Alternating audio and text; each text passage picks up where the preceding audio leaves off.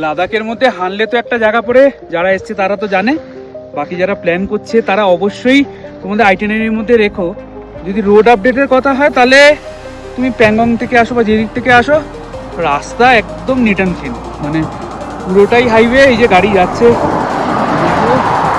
Road না যথেষ্ট চওড়া।